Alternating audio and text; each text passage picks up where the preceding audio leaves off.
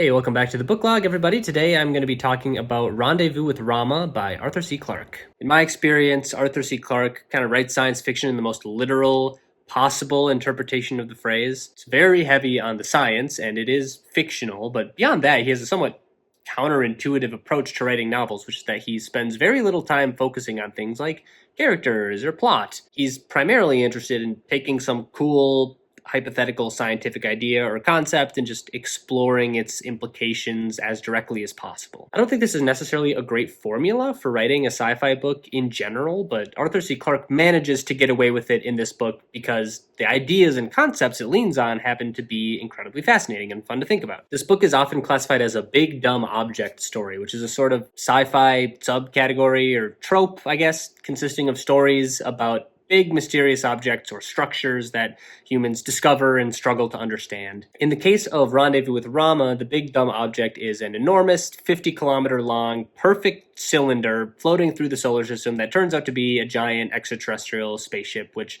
is eventually dubbed Rama after the Hindu god. It's initially detected by the organization that keeps a lookout for potentially threatening asteroids, but once it's determined to be an intelligently created craft, a team of nearby astronauts led by a Commander Norton is sent to explore it. I should probably mention that this book takes place in the year 2131, where humanity has already largely inhabited the rest of the solar system, so that way you don't have to worry about things like how do they get to Rama with enough supplies and technology to stay there for an extended period of time. It's the future, so they can just do that. There's a whole United Planets Federation whose perspective we occasionally get, and a bunch of different politician and scientist characters that are honestly a little difficult to keep track of in combination with all the different astronaut characters on Norton's crew, since none of them really have distinctive personality traits. But again, that's not the point of the book. The point is all of the weird, enigmatic things they discover when they finally get inside Rama. I will say, in the beginning of this book, I had quite a bit of trouble visualizing what Clarke was describing as the inside of Rama. It's a very strange and unintuitive concept, but the idea is that Rama is just an enormous cylinder and they are on the inside of it. It's so enormous, in fact, that when you are standing on the inner surface, it just seems flat, even though it's curved, which,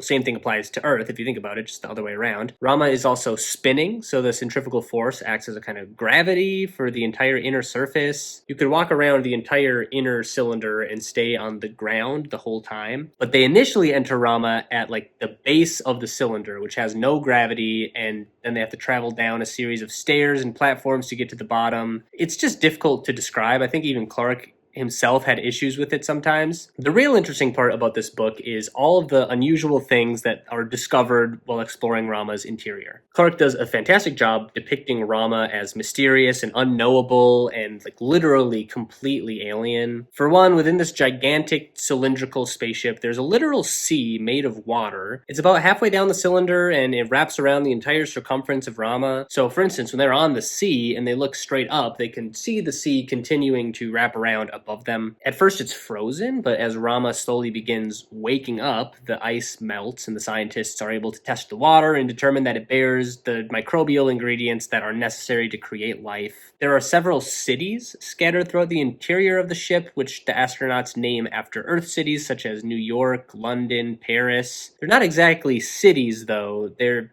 more described as these jumbled masses of structures that somewhat resemble buildings, but they have no doors or windows or anything on the exterior indicating any type of function. Each of these cities has a different layout and utilizes different shapes, but their purpose is otherwise completely unclear. Near the very end of the book, they're able to laser their way into one of these structures, and it appears to be some kind of holographic database of items the Ramans might use. There are tools and outfits created for beings with 3 arms and 3 legs, interestingly, but nothing is organized in any discernible way. It's just images of these random things suspended in glowing tubes. If that's not weird enough, the group also occasionally encounters these strange creatures they dub Biots, who apparently inhabit the ship. They're clearly organic beings, but they also behave like robots. They do maintenance tasks around the ship while completely ignoring the humans, as if they were programmed or created artificially. They vaguely resemble Earth-like animals. Some of them are compared to crabs, sharks, spiders, and the scientists aboard suspect that these creatures were likely created recently, somehow using those life-bearing chemicals present in the cylindrical sea. There are a lot of questions and very few answers in this book, and I did appreciate that to a degree. I don't need alien lore. I don't need some forced retro-futuristic explanation of their technology. Sometimes it's entertaining to just read a book about people coming into contact with something completely incomprehensible. If an explanation would feel contrived, just don't explain it. That's fine. It's a million-year-old spaceship. There's only so much you could possibly explain anyway. Why does one end of the ship have a bunch of giant electrically charged spikes?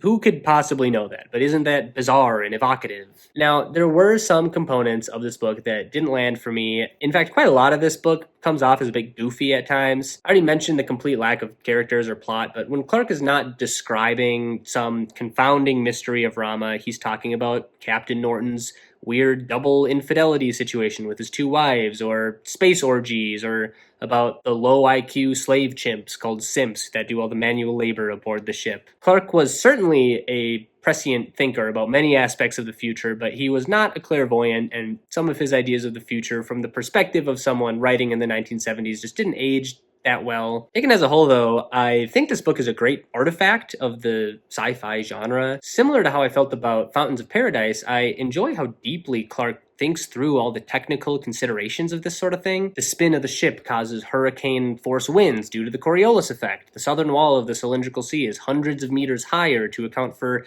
the water shifting backwards due to inertia when the ship is accelerating. He thinks about things more like a scientist than a novelist, and I think that both helps him and hurts him. But to me, the most compelling point this book puts forth is the Raman's complete and utter disinterest in humanity. It's revealed near the end that Rama's entire purpose for entering the solar system is to use the sun as a refueling source. Literally just a brief, random stop on their seemingly eternal journey through space. Despite the frenzy that Rama incites among humanity, we are ultimately rendered completely insignificant in the grand scheme of things. When we infiltrate their ship, we're not met with hostility or curiosity or even acknowledgement, just pure indifference. To the Ramans, we are no more consequential than ants crawling around on the floor, and then when they're done with what they need, they just leave without a word. It's like we're truly so small in the face of something so far beyond our understanding. And I think that might be closer to an authentic first contact experience than we'd like to think about. And more than anything else, Rendezvous with Rama is able to evoke that feeling. I'm going to give this book a 7.